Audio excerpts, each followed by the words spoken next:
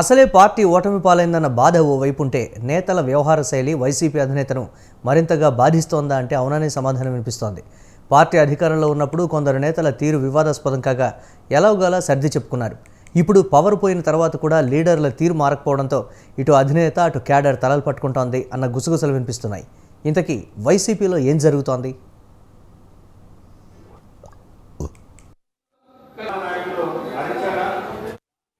మొదట్లో అంబటి, అవంతి, గోరంట్ల, ఆ తర్వాత విజయసాయిరెడ్డి, ఇప్పుడు దువ్వాడ.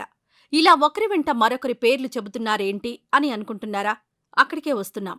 వైసీపీలో కీలక పాత్ర పోషిస్తున్న ఈ నేతలందరి విషయంలో ఓ కామన్ పాయింట్ ఉంది. అదే వివాదాలు. వివాదాలు అంటే అలాంటిలాంటివి కావు.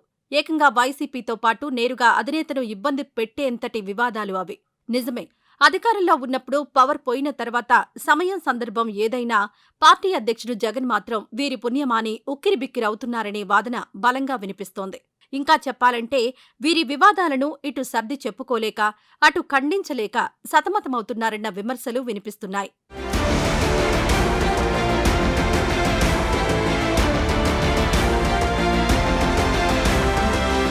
బంపర్ మెజారిటీతో గెలిచి వైసీపీ 2019లో అధికారంలోకొచ్చింది. మొదట్లో బాగానే ఉన్నా ఆ తర్వాత మెల్లగా నేతల బాగోతాలు బయటకు రావడం ప్రారంభించాయి. అప్పట్లో మంత్రిగా ఉన్న అవంతి శ్రీనివాస్ మహిళలతో అసభ్యంగా మాట్లాడిన మాటలు సామాజిక మాధ్యమాల్లో తెగ వైరల్ అయ్యాయి. పైకి ఇదంతా ప్రత్యర్థుల కుట్ర అని, తన వాయిస్ ఇమిటేట్ చేశారని ఇతరాత్రా కారణాలు ఎన్ని చెప్పినప్పటికీ సామాన్య ప్రజానీకంలో మాత్రం నిప్పులేనిదే పొగరాదన్న సామెత గుర్తుకొచ్చింది.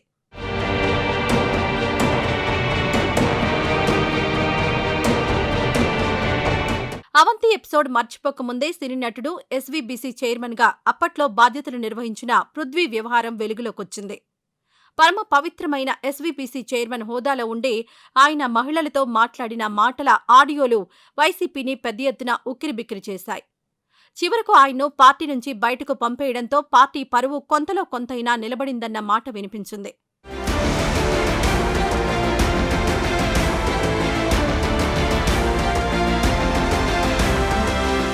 ఈ రెండు ఎపిసోడ్లు ఒక ఎత్తైతే మంత్రి హోదాలో అంబటి రాంబాబుపై వచ్చిన ఆరోపణలు మరింతగా పార్టీని ఇరకాటంలో నెట్టేశాయి.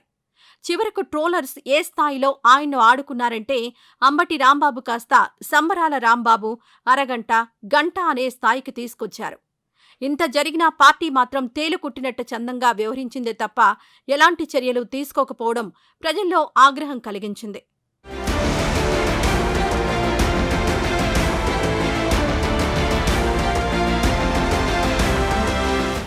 ఇప్పటివరకు చెప్పుకున్న వారందరి ఆడియోలు బయటకొస్తే అప్పటి హిందూపురం ఎంపీగా ఉన్న వైసీపీ నేత గోరంట్ల మాధవ్కు సంబంధించి ఏకంగా వీడియో క్లిప్పింగ్లే బయటకొచ్చి సోషల్ మీడియాలో ట్రెండింగ్గా నిలిచాయి.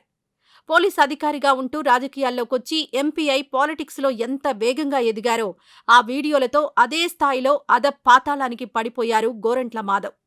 చివరకు మొన్న ఎన్నికల్లో పార్టీ టికెట్ కూడా ఇవ్వలేదు.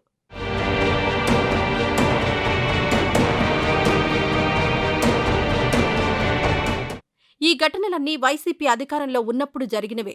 ఇలాంటి నేతల పుణ్యమాని వైసీపీకి పడే ఆ 4 ఓట్లు కూడా మొన్నటి ఎన్నికల్లో పడకుండా పోయాయన్న వాదనను పార్టీలోని కొందరు నేతలే వినిపిస్తున్నారు. వారి వల్లే ఆయా నియోజకవర్గాల్లో పార్టీకి ఓటమి ఎదురైందని, జగన్ కూడా ఏమీ చెప్పడానికి లేకుండా పోయిందని చెబుతున్నారు. 2024 ఎన్నికల్లో ఓటమి ఎదురైన తర్వాతైనా వైసీపీకి చెందిన కొందరు నేతల్లో మార్పు వచ్చిందా అంటే అలాంటిదేమీ లేదని అంటున్నారు. అందుకు నిదర్శనంగా విజయసాయిరెడ్డి, దువ్వాడ శ్రీనివాస్ ఎపిసోడ్లను ప్రస్తావిస్తున్నారు.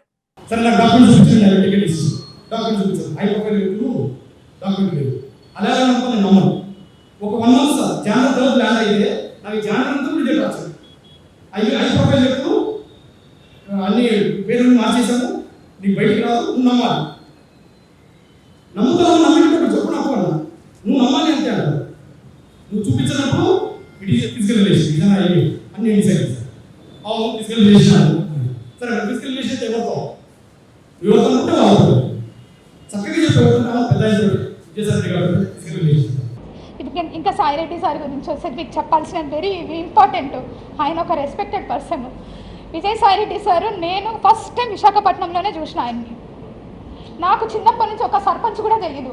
మా రాయలసీమలో నేను నంద్యాల మా రాయలసీమలో ఆడపిల్లలు దేనికి బయటకు పోయి ఊర్లు తిరిగేది లేకుంటే ఎంఆర్ఓ ఆఫీసులకు తిరిగేది నాకు తెలీదు. నేను ఎన్నడూ ఒక సర్పంచ్ని కూడా చూడలేదు నేను పుట్టి పెరిగినప్పటి నుంచి. ఒక్కసారిగా ఒక ఎంపీ గారు నాకు పరిచయం అయ్యేసరికి అబ్బా ఇలా ఉంటుంది, ఒక ఉద్యోగము అంటే చాలా చామింగ్గా చేశానండి, చాలా ఛాలెంజింగ్గా చేశాను. నేను ఫస్ట్ పోస్టింగ్ కదా ఎగిరి చేసినాను. మేము ఎవరికి మీరు ద్రోహం చేసింది? ఒక ఆదివాసీ మహిళకి, ఒక ఆదివాసీ అధికారినికి ఒక్కసారి ఏదో లేనిది ఉన్నట్టుగా చిత్రీకరించి అవాస్తవాలని, ఆధారాలు లేనటువంటి వాటిని టెలికాస్ట్ చేసి ఘోరమైనటువంటి తప్పిదం చేసినటువంటి ఛానల్స్ మీ పాటికి మీరు ఆధారాలు లేకుండా టెలికాస్ట్ చేయడం అన్నటువంటిది ఘోరమైనటువంటి తప్పిదం. తప్పకుండా మీరు ఎలా క్షమాపణలు మీ చేత చెప్పించాలో నాకు తెలుసు, నేను చేయిస్తాను కూడా. వైసీపీలో సీనియర్ నేత, రాజ్యసభ సభ్యుడిగా ఉన్న విజయసాయిరెడ్డిపై వచ్చిన ఆరోపణలు పార్టీని మరింత ఇరకాటంలో నెట్టేశాయి.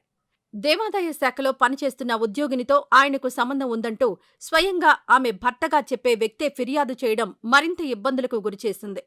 స్వయంగా ఆ ఉద్యోగిని, ఆమె భర్త విజయసాయిరెడ్డి విడివిడిగా మీడియా ముందుకొచ్చి తమ వాదనలు వినిపించారు. ఈ మొత్తం వ్యవహారంతో తన వ్యక్తిగత జీవితంపై అసత్య ఆరోపణలు చేసిన వారిపై కోర్టుల్లోనే తేల్చుకుంటానంటూ ప్రకటించారు ఎంపీ విజయసాయిరెడ్డి. అయినా అప్పటికే జరగాల్సిన నష్టం చాలా వరకు జరిగిందన్న కామెంట్లు వినిపించాయి. లేటెస్ట్గా మళ్లీ తెరపైకొచ్చింది ఎమ్మెల్సీ దువ్వాడ శ్రీనివాస్ వ్యవహారం. ఎన్నికల ముందే ఈ అంశంపై వివాదం తలెత్తడంతో నాడు వైసీపీ అధినేత జగన్ వారికి సర్ది చెప్పారు. శ్రీనివాస్ సతీమణికి టెక్కలి ఇన్ఛార్జి బాధ్యతలు అప్పగించి సర్దుబాటు చేశారు. కానీ ఎన్నికల వేళ మళ్లీ ఇన్ఛార్జిను మార్చడంతో ఆమె నామినేషన్ వేసేందుకు సిద్ధమయ్యారు. చివరకు పార్టీ జోక్యం చేసుకుని ఇరు వర్గాలకు సర్ది చెప్పారు. ఇప్పుడు ఆ వివాదమే మళ్లీ చెలరేగింది. మేము ఏ వ్యక్తి పేర్లు చెప్పం బయటికి. మేము ఏ వ్యక్తి పేర్లు చెప్తే వాళ్ళ ఫ్యామిలీని తప్పుపడిన వాళ్ళు మోసం. ఈమె క్యారెక్టర్ కోసమే నేను ఏ విషయాలు, ఎందుకంటే నా ఫ్యామిలీలో నా పిల్లల జీవితాల్లో మాకు ఇబ్బంది పెట్టింది కాబట్టి. లేకపోతే ఎంతో మంది ఎవరో వెళ్తుంటారు పోతుంటారు. మా ఇళ్లలో ఇలాంటి ఇల్లీగల్ అఫైర్స్ అనేవి మేము ఊరుకోమండి. మేము పొలిటికల్ లీడర్స్ గా మాకు ఒక రిప్యుటేషన్, పద్ధతి, పాడు ఉందండి. 5 కోట్ల మంది ప్రజలే కాదు, అవతల తెలంగాణ, ఆంధ్రప్రదేశ్ ఎక్కడ చూసిన సోషల్ మీడియాలో ఇదే నడుస్తుంది. దువ్వాడ కుటుంబం ఏ యూట్యూబ్ ఛానల్ చూసినా తన అధిష్టానం వద్ద పెట్టిన డిమాండ్ ఏంటంటే టికెట్ నాకు ఇవ్వండి, నాకు దువ్వాడ శ్రీనివాస్తో డివర్స్ ఇప్పించండి, విడాకులు ఇప్పించండి, నాకు లేదంటే నేను ఊరేసుకొని ఇక్కడే విషం తాగి చేస్తాను. ఇది బ్లాక్ మెయిల్ అధిష్టానానికి. నేనైతే ఏంటి, ఆమె అయితే ఏంటి, ఎవరైతే ఏంటి, తనకుంది దువ్వాడ శ్రీనివాస్ కాకూడదు, తన భర్త కాకూడదని. నాకు అలా లేదు. శ్రీను గారు మేమైతే పెళ్లి చేసుకోలేదు. ఎందుకంటే ఇల్లీగల్ గా పెళ్లి చేసుకోవడం అనేది చాలా తప్పు. ఎందుకంటే నాకు డైవర్స్ అవ్వలేదు, అతనికి కూడా డైవర్స్ అవ్వలేదు. సో మేము ఎక్కడ కూడా మ్యారేజ్ చేసుకోలేదు. నేను అతనితో ఉంటున్నాను. అతను ఒక ఫ్రెండ్, ఒక ఫిలాసఫర్, ఒక గైడ్, అన్ని అతనే నాకు. నేను సూసైడ్ చేసుకోవాల్సిన సిచ్యువేషన్ వచ్చినప్పుడు నువ్వు అలా ఏం చేసుకోవద్దు, నీకు నేను ఉన్నాను, నీకు ధైర్యంగా ఉంటాను, నువ్వు అధైర్య పడుకో, నాకు ధైర్యాన్ని ఇచ్చి నన్ను అతను ఒక సెక్యూర్డ్ గా ఉంచుతున్నారు. తమ తండ్రి అన్నారు కదా, ఈ 2 years లో తండ్రి ఎక్కడున్నాడో, తిన్నాడా, ఉన్నాడా, ఇల్లుందా, ఎక్కడున్నాడో, ఏ రోడ్డు మీద ఉన్నాడో ఎవరికైనా తెలుసా? అతను ఎలాంటి సిచ్యువేషన్ లో ఉండేవాడో, కొన్ని రోజులు రోడ్డు మీద ఉన్నారు. ఆ విషయం తెలుసా పిల్లలకి? ఎమ్మెల్సీ దువ్వాడ శ్రీనివాస్ వేరే మహిళతో సన్నిహితంగా ఉంటున్నారంటూ స్వయంగా ఆయన కుమార్తెలు ఆందోళనకు దిగడం వివాదం రేపింది. చివరకు తన తండ్రిని కలిసేందుకొచ్చినా ఇంట్లోకి సైతం రానివ్వడం లేదంటూ ఆరోపించారు. ఇదే ఇప్పుడు విమర్శలకు కారణమైంది. ఏం లేదు, మా డాడీని కలవడానికి వెళ్ళాము. చూసుకొని లోపల ఉన్నారు. ఆ లేడీ కూడా అక్కడే ఉంది. మేము ఆయనతో మాట్లాడడానికి వెళ్దాము. మాట్లాడడానికనే కాదు, మా డాడీతో కలిసి ఉన్నామని మేము వెళ్ళాము. బట్ మేము మెసేజెస్ చేసినా, ఫోన్ కాల్స్ చేసినా ఆయన లిఫ్ట్ చేయలేదు, దేనికి రెస్పాండ్ అవ్వలేదు. సో ఏంటి అంటే వాళ్ళు ఎప్పుడో ఒకప్పటికైనా డోర్ తీస్తారు కదా అని మేము బయట వెయిట్ చేస్తాం. ఇప్పటికే 2024 అసెంబ్లీ ఎన్నికలు, పార్లమెంట్ ఎలక్షన్లలో వైసీపీ దారుణంగా పరాజయం పాలైంది. రాష్ట్రంలో రెడ్ బుక్ రాజ్యాంగం నడుస్తోందంటూ స్వయంగా అధినేత జగన్ విమర్శలు గుప్పిస్తున్నారు. అధికార పక్షంతో ఢీ అంటే ఢీ అంటున్నారు. ఇలాంటి పరిస్థితుల్లో కొందరు నేతల వ్యక్తిగత వ్యవహారాలు పార్టీకి పెద్ద ఎత్తున తలనొప్పులుగా మారాయన్న టాక్ వినిపిస్తోంది. మరి ఇప్పటికైనా ఇలాంటి నేతల విషయంలో జగన్ ఎలాంటి నిర్ణయం తీసుకుంటారన్న ఉత్కంఠ నెలకొంది.